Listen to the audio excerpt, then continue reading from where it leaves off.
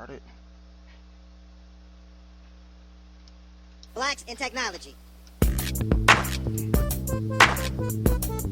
Blacks in technology. Blacks in technology. Blacks in technology. Blacks in technology. Blacks in technology. Good evening, everyone. Welcome to the Blacks in Technology Big Tech Talk Podcast, episode number 99. We are one episode away from number 100, so that's big. That's big. We'll be celebrating next episode. So this is your first time listening, we are a podcast show where we talk to people of color who are engineers, innovators, educators, inventors, entrepreneurs doing amazing things in the world of technology. This is the podcast where they share their stories, experiences, ideas, knowledge, and perspective on tech with the BIT community. I'm your host, Greg Greenlee, and we're broadcasting, what is today? August 4th. 2016. And if this is your first time listening, you can find us at www.blacksandtechnology.net. We are also all over the Twitters. We are at Black and Technology. That's BLKINTECHNOLOGY. We're also on Facebook, so it's facebook.com/Blacks and Technology.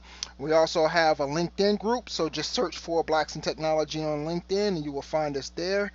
And if you're on Twitter and you have any questions for our guests, tweet them using the hashtag BitTechTalk, BITTECHTALK. Blacks in Technology is a tech-focused community and media organization, and we're focused on increasing diversity in technology through increased visibility and participation of people of color in technology. And we're always focused on forming new partnerships and opportunities to assist our members with their continued professional growth and development. So if you want to partner with us, or if you have any general inquiries related to sponsorship, send those to contact us at blacksandtechnology.net. So we have a few announcements. I want to get through those real quick, and then we'll bring on our guests. So we have our partnership with Usenix. So this partnership will provide selected members of the BIT community with an opportunity to attend many of the numerous Usenix technology conference happening all around the globe. The Usenix Association is a community of engineers, systems administrators, scientists, and technicians working on the cutting edge of the computing world.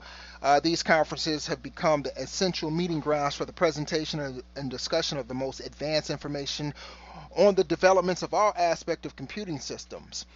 So if you are interested in any of the Usenix conferences, we have them listed on our site. So go to our site, do a search for Usenix, and you'll see like the listings for the conferences that we have coming up.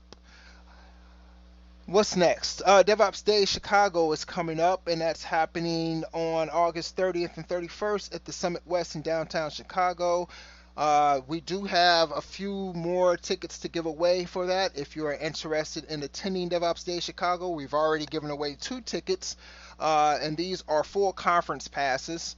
Then go to our site, do a search for DevOps Day Chicago. There's a form. Tell us why you want to attend DevOps Day Chicago, and we'll get you set up for free tickets. What else is going on? So I definitely want to mention the Women in Linux Summit that is happening. When is that going on? That is happening, I think, in August 20th and 21st, I want to say. And that's an online conference running in real time with live instructors, speakers, and recruiters, providing an advanced collaborative environment for participants from all around the world. In addition to the keynotes and the training sessions, they'll help you understand industry trends and topics to deepen your knowledge of the future of technology. Session topics include AWS automation, data visualization, Puppet, security of containers, OpenStack, Docker, Gamers Panel, and MongoDB. So I definitely urge you to sign up for the Women in Linux online virtual conference. It's happening pretty soon, I think within a couple of weeks, and 2 of our BIT members are the organizers of that conference, so that's huge. And congratulations to BIT members Herman Haggerty and Asti Pleer for being the winners of the Usenix Security Symposium BIT giveaway. The Security Symposium is happening in next week, August 10th through 12th in Austin, Texas. And because of our partnership with Usenix, they will both receive a free conference ticket to the conference. A free conference ticket to the conference. That makes no sense, but okay. I wrote it down like that. They will receive a free conference ticket. So again, congratulations to Herman and Asti for being the winners. One last thing. Black Enterprise Tech Connect Summit is happening in October.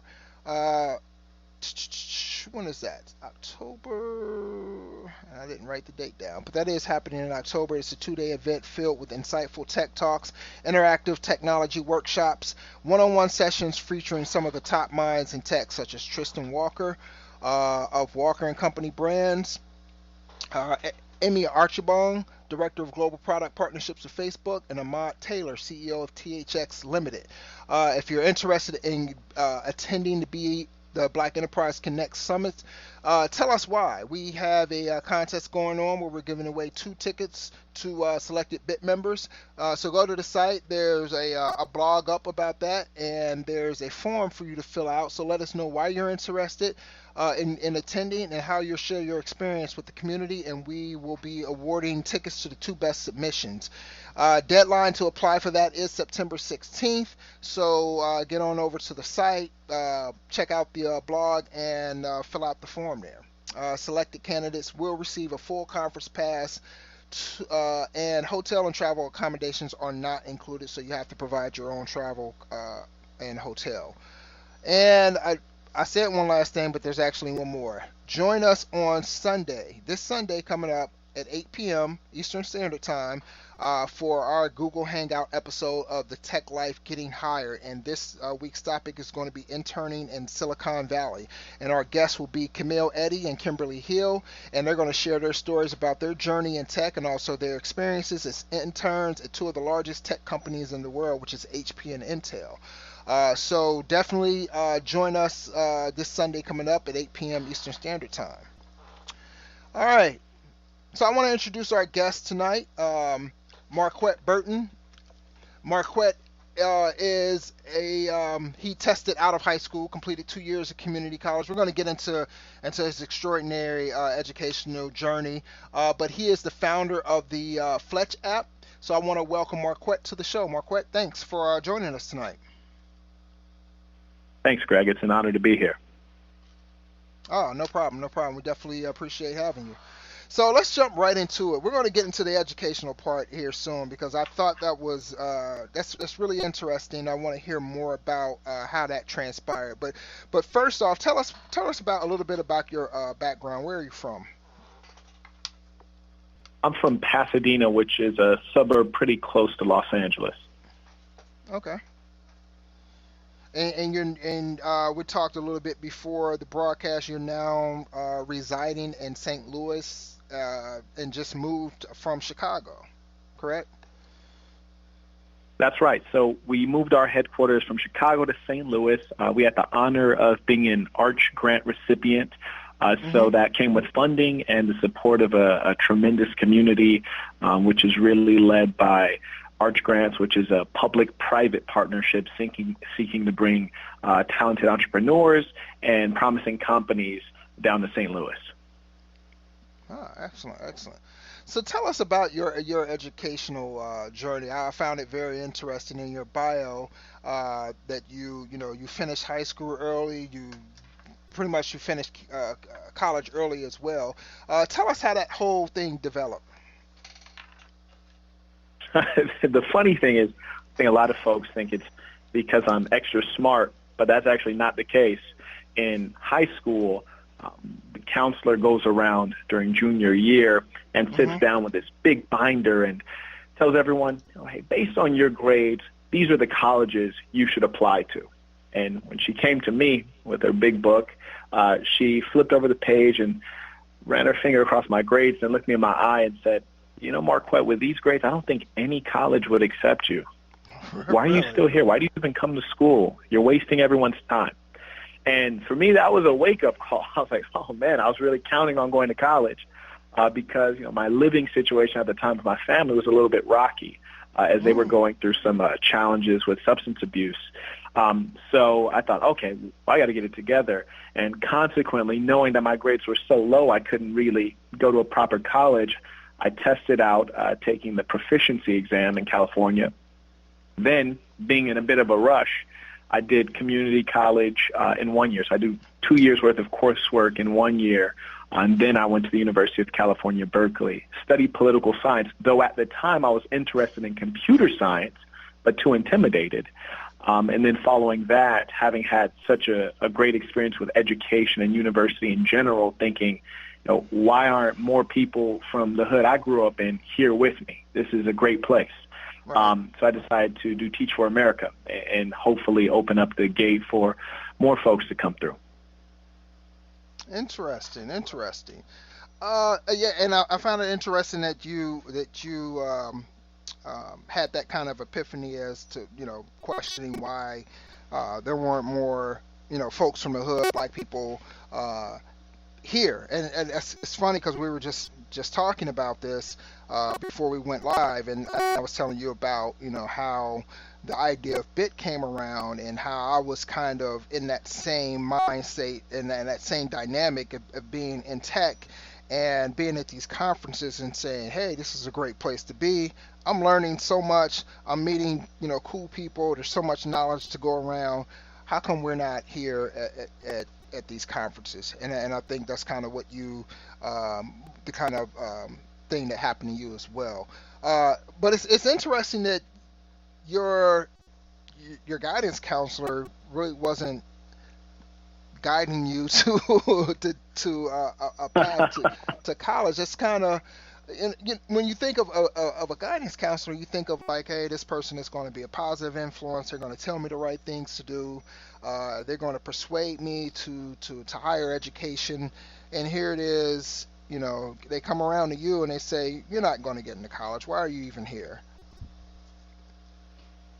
Right. It was disappointing. In fact, I'd be curious as to, I'm guessing I'm not the only person she said that to. And for the many others that may have heard that, how did that affect their life path? For me, I had the unfortunate situation of, my mother was, struggling with addiction. My father was in prison. And so I had such an unstable situation. I knew I needed somewhere to live. So I was going to college, not to go to college, but rather to get the free housing associated with college because I couldn't afford to earn enough to, pay for my own apartment at 16. So that's really why I was going. But, yeah, it's a shame. I think a lot of students in that income situation experience that. And that's even more interesting when you say it like that, because we think about, all the things, especially when it comes between or it comes to black people and white people and the various different reasons on why, one person might attend college and the other person might not. And here you are, most people are attending college and they say, hey, I'm going to go to college. I'm going to, graduate from college. I'm going to come out with good grades and I'm going to get a great job. And here you are just worried about where you're going to sleep at, right? And that was your motivation for actually going to college. So it's crazy to kind of see that the different dynamics and mindset with that. Interesting. Oh, yeah, definitely. And, similarly, when you say, why aren't more of us here, and then what's the mindset, depending on what's driving you for the few of us that do make it there, the differences in drive will either keep them there and it's really hard to get them out, or if they didn't really have a sense of what college was when they were being driven to go there, it's really easy for them to drop out. Definitely. And I suspect that your app kind of falls into that into that whole thing there. And we'll get to that here in a second. But what kind of drove you to education? I truly believe that this is the land of opportunity. Undoubtedly, there are things that will provide people with more challenges, perhaps based on their demographic or their upbringing or their income level. Right. But if you can't make it in America, you can't make it anywhere. And I found that that's a function of education. It's a function of what you know and how hard you'll work. But education really opens the door and makes things possible, makes it possible that, even if your father was a janitor, you don't have to be a janitor. You can learn more and be able to do more as a result of your education. So for me, once I went to University of California, Berkeley, and then obviously got my graduate degree at Johns Hopkins, I found that people would look at that piece of paper and those two big names and almost forget I was black for a second. Even though Marquett, right, a name like Marquett is obviously an African-American name, but it's like they'd almost forget, and for a moment my name would be Johns Hopkins or Berkeley, and that held currency for them. And so that's why education was so important to me, because it opened up doors. And I think a lot of us grew up in economic challenge. Right. And what really the university is being able to get beyond that. And that's why education was always so important to me, because I felt like it was the real civil rights issue, which is opening up the doors to economic opportunity. Definitely. And when you speak of that, that draws comparisons to what my kind of my goal is. It's not just to diversify technology. It's really it's more of a thing of, hey, this because of technology, it's provided me a way to be able to, take care of myself, take care of my family, not just my immediate family, extended family as well, and it would, it would help others out who are in tough economic situations, if they could see the promise of having a career in tech. So for me, it's not just so that, hey, I want to show everybody that we can do this. It's more or less like, hey, if you saw the opportunities that a career in tech could really provide you, then that's what I kind of want to present from this side of it. So I definitely understand where you're coming from with that. So tell me, let's get into your app Fletch, or your company Fletch, and what it is and how this idea came about. Sure. So I guess I'll take it from how the idea came about. And I already kind of started that, which is the personal journey, having experienced the fruits of education. But also, while I was at Berkeley, I started a fraternity, which really helped me have a sense of community, because there are 25,000 students there. And the funny thing was, a good friend of mine, David Litwack, he had like 11 or 12 folks from his high school at Berkeley that he's known for a long time. I had 0 people from my high school who I had known. So I really needed a community when I was there. But of the few black folks who were there, I was seeing that they were either dropping out or underperforming. And then also, just meeting people around campus, I was often thinking, I know a cat from my hood who's just as smart as you, if not smarter. Right. Why are you here? Why is he not here? And then in the cases when you do see black folks, as I said, why are they dropping out? So that was the number one thing, is trying to figure out, why are people who are smart and who showed up at college to succeed, why are they underperforming? Why are they dropping out? I was curious about that. Then once I completed Teach for America, I'd sent a number of high school students that I taught into university, and then, you see them around Baltimore. I did Teach for America in Baltimore, and but hey, how's college going? How are you enjoying it? Like, you're expecting them to say, oh, I'm having the time of my life, but too often it was like, oh, I'm taking a break, I'm taking a semester off, which translates to you dropped out, right? Right. You're not taking a semester off, you dropped out. And that was really disheartening, because these were poor kids who were poor before they went to college, and then they came out of college with $25,000, $45,000 of debt. So then I worked for a nonprofit, specifically trying to help students graduate high school, earn their way into college, and then we supported them through college graduation. And I found that this nonprofit, those very well funded, was not successful, number one, because mentorship is not scalable because it requires human beings who are either volunteer or paid. When they're paid, it's expensive. When they're volunteer, they're not as Right. dedicated. And even if they are dedicated, they're not able to keep up with young people in college who are just getting free. They're just becoming adults. They don't want you following them around. Right. So it got me to thinking on how we can provide a way to support young people in universities. Then, I'll give you the long version, I was recruited to work for an ed tech company. I visited over 100 universities, colleges, and secondary schools in 1 year. And then you start to notice a trend. And when I'm walking into these college lecture halls and seeing 300 students every time, I was like, oh, okay, I get it. These kids, their whole life, were in a classroom with 25 students. Now they're in a Right. lecture hall with 300 students, 400 students. Advisor to student ratio is 600 to 1 at many of our state schools. They're not supported. They don't have anyone to ask for help. When FAFSAs do, they don't understand the financial aid forms. Neither do their parents. They're not choosing the right courses because they're not getting the advising they need. It's all these breakdowns in support services that occur outside of school. And so I said, okay, I think I can do this. So I decided to found Fletch, quit my job twice. The first time I quit, they said, hey, we like the work you're doing. We're going to keep paying you. We hope you keep working. So then I quit again and been working on this ever since. Great. Great. And So I guess, go ahead. okay, yeah, I guess you're asking me what is Fletch, which is Yeah. the part I forgot to get to, huh? Sorry about that. That's all right. So what is Fletch? We've talked about everything, but what is Fletch?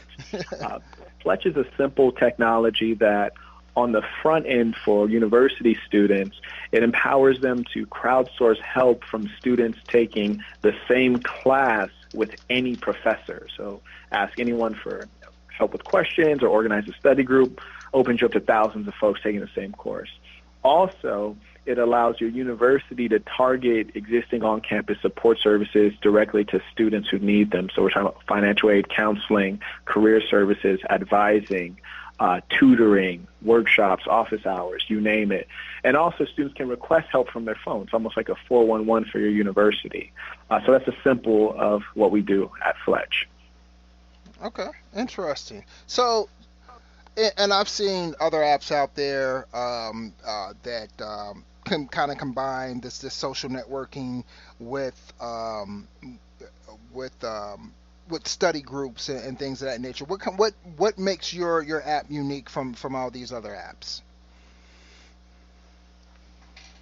The important thing is that, number one, we're optimized for organizing study groups, of which we are Okay. actually the only technology optimized for organizing in-person study groups. And then I'm going to get to the big thing in a second. And then secondly, distribution and implementation is a big issue with a lot of these technologies. So Right. if you're at a university that uses Fletch, you're going to find that 90% plus of your lecture hall is actually using Fletch, which means it's going to be a great value when you send out that question because you're cramming at 2 a.m. You're going to get a really quick response, and we're averaging about 13 minutes in terms of response time to your and then here's a really important part for colleges and students. We're able to increase utilization of student support services and improve effectiveness of student support services, which means we can tell you if you're taking, say, Calculus 101, you need to go to a Calculus 101 tutor at least twice a week to see a letter grade bump, because sometimes you'll see students go haphazardly to tutors. No, we can tell you how many times you need to go to get the outcome. We can also tell the university, hey, we've been looking at data on your chemistry tutor. They're actually not leading to any academic improvement. You either need to reallocate those dollars, retrain this person, or fire this person.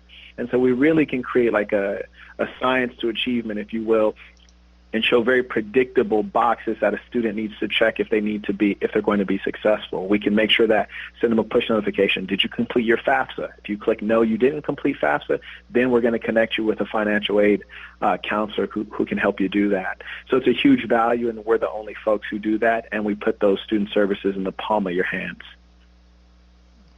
Very nice. Very nice. So what is the adoption rate for the app? What's the adoption rate for the app, and how have you got students to kind of adopt it and use it? Like, what's your strategy for accomplishing that? So we sell directly to universities. So once we license the technology to colleges, then they help us with the implementation / distribution, if you will. So, for example, we just got Chamberlain College of Nursing set up. And in that case, they actually emailed out all their students the link to download Fletch, a short explanation of what Fletch is. And so that's wave one. Secondly, for the large lecture hall classes, we'll actually have someone show up and get everyone signed up on Fletch in person, meaning show them how to log in, show them a couple basic features, and answer any question that they have. As a result of this, we always have in excess of 90% of the large lecture hall classes signed up onto Fletch. And so it's really easy for us to make sure that we're penetrating the student population in the schools we deploy with. And by the way, the technology is free, so if a university student wants to download and get their friends on, they can go ahead and do that. But we primarily work through the university sharing it with their students. Gotcha. And so, how do you get the how do you get the university to even take a look at Fletch? What's your approach to them? Oh, that's an important piece I should have mentioned. So there are 20 million students enrolled in university. About half of those students will never graduate, which is tragic because obviously they drop out with debt and broken dreams. Right. For colleges, they lose about $16 billion in tuition alone every single year to dropouts. So being able to retain a student is of high value to a college. In fact, a student is worth about $45,000 to a college. So what we're basically telling them is, hey, we are the folks who can help you optimize and better deliver those student support services so that you can keep your students. And that's the big value that they see in Fletch, and that's why they're willing to pay a small fee per term to help better support students and keep them on track to graduation. Excellent pitch. I mean, even a small fraction of that that money right there is enough to want to utilize the technology that you're producing. And so, tell us a little bit, kind of how the app works. Like, how do you get information about the study groups? Is that the students are just inputting this information? But and if that's the case, then how are the student support services? How do you get that information? Excellent. So in terms of the study groups, it can be easily organized by any student. So say there's a student named Dell, and Dell is taking Chemistry 10. She can easily invite the whole class to a study group, or she can invite just folks whom she's identified as buddies, or she can pick out individuals from the class list. So that can be done quite easily by any student. Some colleges, you'll see that their tutoring center will organize study groups and invite the entirety of the course to those study groups. So that's study groups. With regards to the student support services, our goal is to make sure the college has to do zero work. So what we'll do is we'll go through all of the links that they provide us in terms of their calendars, their tutoring schedule, their workshops, what have you. We'll catalog and categorize all of the resources they have, and then we'll time release them and push them out to students based on their course enrollment or demographic information to make sure that students are getting it at the right times. Gotcha. So there's a sort of an onboarding that's associated with this entire thing, right? So with each college. That's right. Gotcha. Yeah, and the great thing about it is that we're pretty quick about it. So once we decide to do a deal and the ink is dry, they identify which resources they want to deliver to students. We'll go ahead and scrape all the websites, and then we'll take anything that's not listed on the website, which we often find that colleges will strangely have like regular tutoring occurring. Like, for example, there's a math tutor that did remedial algebra. I'm not going to name the college. They're doing remedial algebra tutoring every Thursday at 3 p.m., but it wasn't anywhere to be found online. And I was just asking, well, then how do students know? And the answer was word of mouth. Well, who talks about tutoring, right? No one goes to talk about tutoring. Right. So that's kind of one of the big values we're able to offer our clients. Great, great. And how many colleges do you have signed up right now? We have students using Fletch at approximately 113 colleges. We have deals with about 3 colleges and 2 nonprofits. And that's primarily because one of the deals is with the largest university in the United States. So that keeps us fairly busy. But this fall, we're actually scaling up our sales as well as our staff. So we're looking to grow quite rapidly.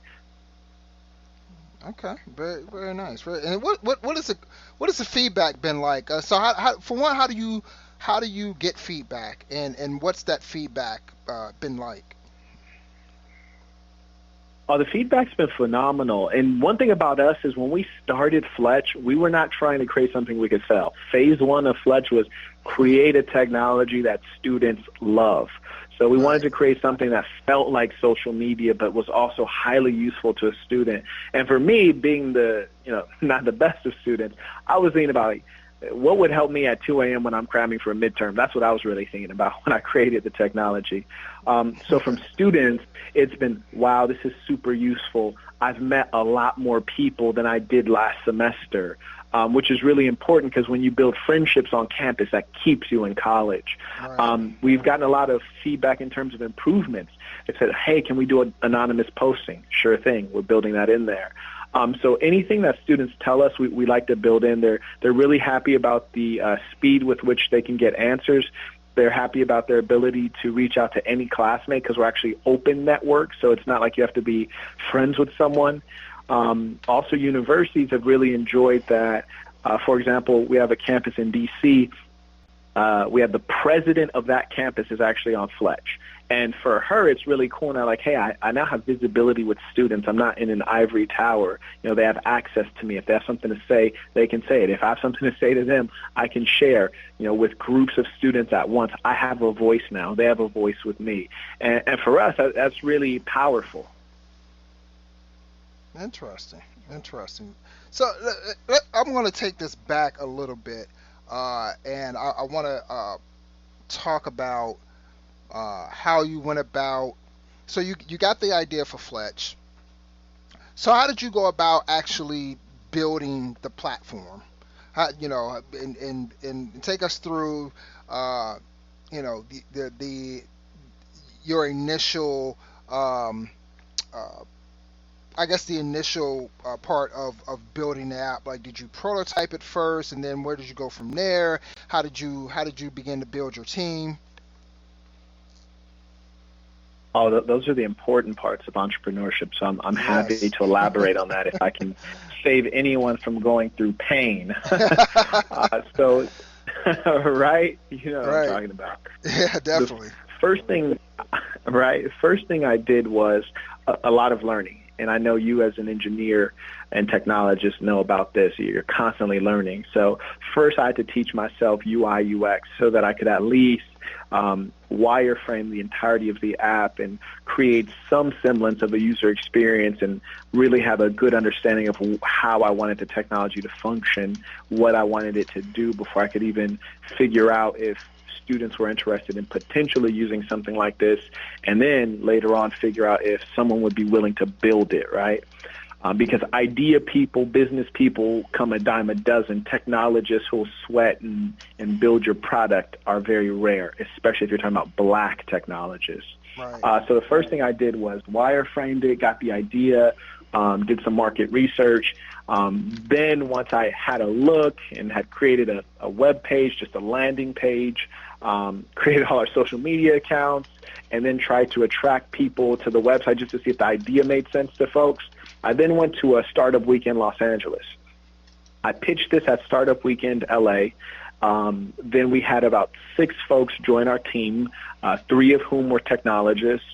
We created a prototype that weekend over a 75-hour period of very little sleep. Then we won Startup Weekend. We were offered about $25,000 from I think it's Imagine K5 was the name. I don't want to get that wrong. I'm pretty sure it was Imagine K5, but they didn't seem like a good group of people. We talked to some of their previous portfolio companies, didn't hear good things, so we decided not to do the deal. But the good thing is that it had created a prototype, and it showed me that there was demand for this product. And so I worked a little bit longer with those technologists. Some of the folks we met at that startup weekend introduced me to Aditya Halan, who's a full-stack developer. Been working with Aditya for in excess of nearly 2 years now, maybe a little longer.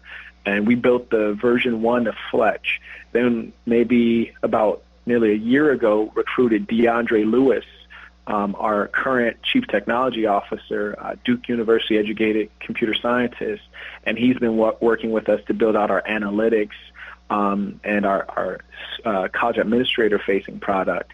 And so now we have a pretty strong team, a very strong product that's constantly evolving, but it did take a lot of work to build that team, and a lot of that is very strategic networking and definitely letting people know constantly what you do and what you need. Very interesting, and thank you for that information. I know there's people out there with amazing ideas, and they kind of get stuck in the beginning phase because they don't know where to go from, with their idea. What are the next steps? How do I go about building my team and things of that nature? So I definitely appreciate you giving us those jewels of information. So what is it that you look for in a team member? Depends on what I'm hiring them for. There are a few different things that, depending on if they're on the technology side or the business side. But one thing I can say for certain, 100,000%, and I have made bad hires for the record, is that I look for the number one quality is, will you work for free? I don't want you to work for free. But if you wouldn't work for free, you're not someone I want to work with. As a founder of a company, I've traded in every comfort I've had. And my comfort's meant a lot to me because I grew up in poverty with very little. So once I was able to acquire, a convertible BMW, buy my own home, you think of these things as like things that make you feel like you've made it out of the gutter. Right. But you have to trade those things in when you start your company. You have to sell the BMW. You have to let your house go into foreclosure. You have to, I never had a credit card my entire life because I didn't believe in credit. You have to take on your first credit card. You have to take on debt. And you're doing all of this without a paycheck. And when you're bringing on folks, either giving them equity or giving them pay, you're never going to find anyone as passionate about you are because it's your own baby. But you do want to find people who are very hardworking, who at least understand how passionate you are and are willing to put something on the line. People who are going to stick it out maybe when you can't make payroll 1 month. People who can see the future vision and value. And those are the people I look for. And to figure out if you're that person, I definitely want you to work without being paid to see where your head is and see where your work ethic is. Very, very good advice. It's funny that you mentioned that because I always tend to struggle with running Blacks in Technology at times of you want to find good people but you have this drive and you have this passion and sometimes you're just afraid to take a chance on someone because you don't think that they're going to have that same drive and passion that you have. But I think it's interesting that you mentioned that they're not they're not going to have that exact same passion and but they might have passion and drive. It might not be up to your level, but that's okay, right? As long as they have a passion and a drive for it, then you can work with them, and that's something that I've had to get over with running Blacks in Technology myself. Is that I have that go hard every day all the time. And that's just kind of that's kind of an unreal expectation to have of somebody because it's not technically their baby. So to expect someone to have that same fire in their belly that you have, it's just not reasonable. So yeah. What have you done in terms of funding? Are you seeking funding? Have you received any funding? I think we've put about 200,000 away so far, Okay. and now we're going to raise about 800,000, and we're going to raise that 800,000 to close another 10 campus-wide deals and bring on another 250,000 students, and so that should carry us pretty far. We're in growth mode right now. Wow. Wow. That's excellent, man. I commend you. Um, I love hearing black people, this in this tech industry making moves and making it happen. And I tell you the biggest reason why. Um, you hear so much about Silicon Valley and about what, they're not letting us in. And I love hearing about people that are just knocking down the doors themselves and really not caring about just what Silicon Valley is letting us do or inviting us in or anything. You're making your own way. You're building a business, and I just have to say, my hat's off to you, man. I love hearing about that. I love seeing it happen. Wish you much success in the future as well. It's a great thing. Oh, Greg, thank you. I really appreciate it, and I see you're doing the exact same thing. Trying to, not at the scale you are, but I'm definitely trying, man. So what's been your biggest challenge so far in creating this app? I shouldn't Oh call it an app. boy, I should say the platform. biggest challenge. Right, Yeah, right, right. We actually do have a lot of technology under the hood. yeah, You know what? I think as an entrepreneur, it seems like there are only 2 days, right? There's the worst day you ever had, and there's the best day you ever had, and you keep going back and forth between the two. So hard to say what the biggest challenge has been. I'd say being balanced on a personal level, because as you mentioned, with Blacks in Technology, you work so hard on it. right, And when you work hard on something you love, which in this case is this company and our mission, it crowds out everything, right? It crowds out your family, it crowds out romantic relationships and friends, because you're basically only talking to your business contacts and your employees, right, right? And potential clients. And so I'd say the biggest challenge for me has been being balanced. And a lot of what I've been working on recently is how can I contribute? How can I bring more black folks through who want to learn technology, who want to learn entrepreneurship? How can I encourage more people to go into technology who wouldn't have otherwise? How can I right, contribute, outside of my business? So being balanced has been number one in terms of the personal side. In terms of the business side, the length of the sales cycle. So we're a B2B company, which means that when we do a deal, we're bringing in six figures. So it's going to be a big deal. Bring in, a $250,000 deal, it's going to mm-hmm, take 6 months. So, you right, kind of have to go without a paycheck for 6 months. And that's right, a huge challenge. And then the last piece is the technology. It takes a lot of time to build, and it's very sophisticated. And I have to put a lot of pressure on DeAndre, my CTO, to produce. And sometimes I'm asking him to produce quicker than he should. And, not being as technical as he is, I might not understand the back-end sophistication that might slow things down. So right. it's the constant learning. It's trying to be a great CEO, but also be a great technologist at the same time. So those have been the chief challenges. Okay. And are you guys utilizing platforms like AWS for your infrastructure? I have to throw like I hope AWS is listening. Is AWS sponsoring this show? No, not quite. Are they? If they're not, are they giving you any freebies? Let me know before I make my next statement. Okay, no, they're not. Okay, all right. So I'm mad at AWS because they'll often give free credits out to companies based on their association with a particular accelerator or investor. We've been associated with a number of investors, and so they owe us some free credits, but they have not delivered. So we have not used AWS. We don't think we ever will use AWS based on the customer service we have yet to receive, but we do use SoftLayer currently. Okay. So that's what we're using for our backend. Gotcha. All right. And so how many people are part of your team? What's the count up to right now?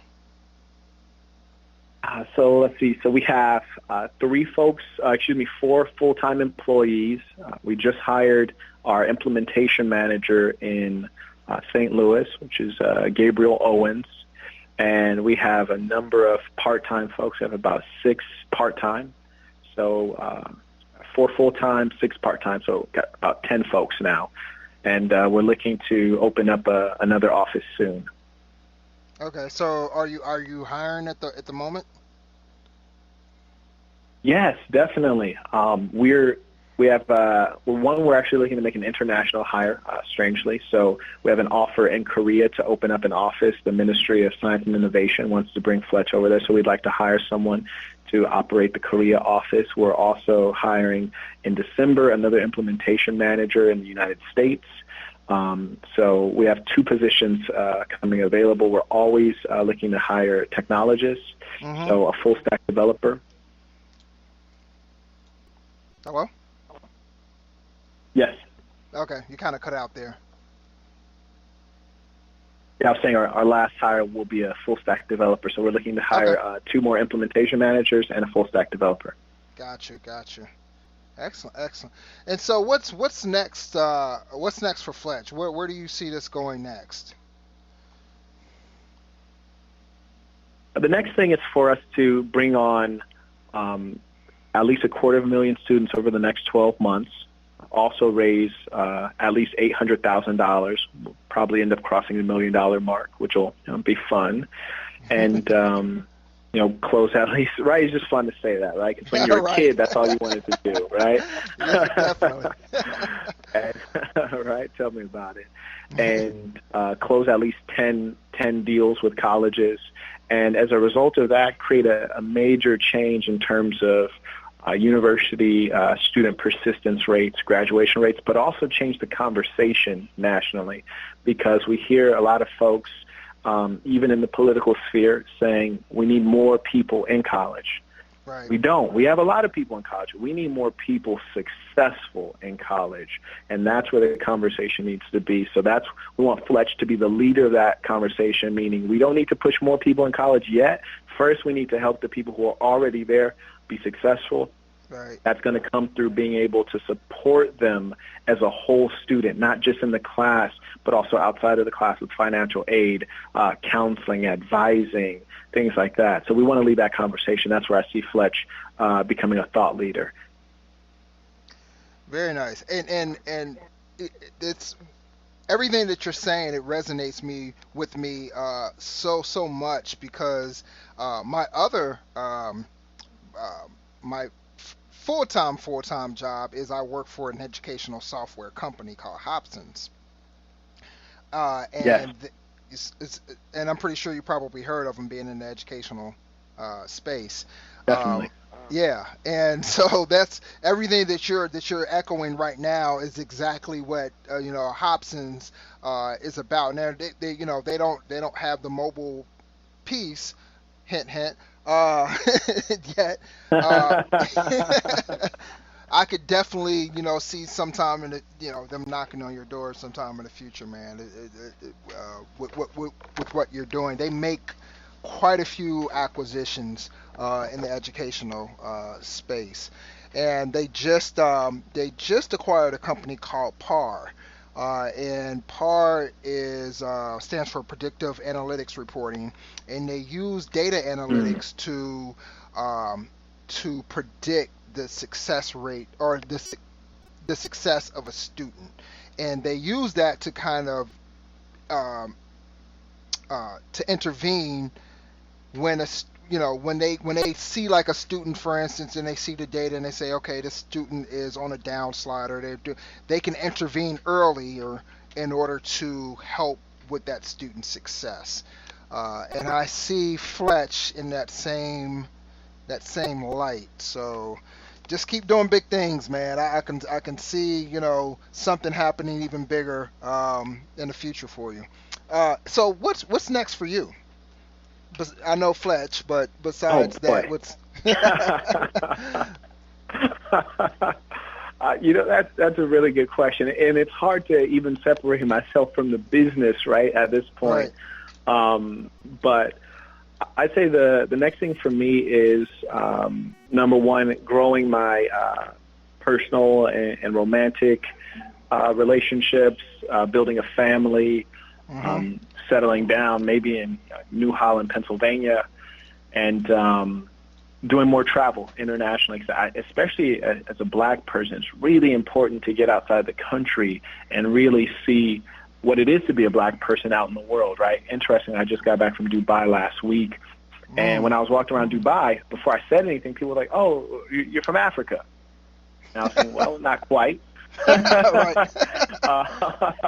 Not directly. And then I started talking, and I started talking, and they're like, "Oh, you're from America." And just seeing, like, how people view you. But also the interesting thing is a guy in the airport was telling me before I got to Dubai, he's from Saudi Arabia. He was saying, he says, they have a problem with black folks in much of the Arab world. And I said, oh, man, I was like, that's a shame because I'm going to Dubai. He says, no, you don't have to worry about that because you're not black, you're an American. And I thought that was also really interesting in terms of identity. Yeah, he says, you're not black there, you're an American. I was like, okay, that's interesting. But I say all that. So your nationality overcame your race in Dubai. Interesting. In Dubai, that's right. Dubai, yeah. Right. Isn't that something, right? Because they see you as a person from a wealthy place. You're a first world person. Wow. Whereas if you're just black without being from America, then you're a person from a lower place. You're a third world person. So that was interesting to me in getting it. Yeah. So there's a big world to see. Yeah. Definitely. So how can people, if they want to get in contact with you, or they want to follow you on Twitter, and they want to download the app, how give us that information? Certainly. You can download the app at www.fletchapp.com. You can also follow us on social media at fletchapp.com or facebook.com/fletchapp.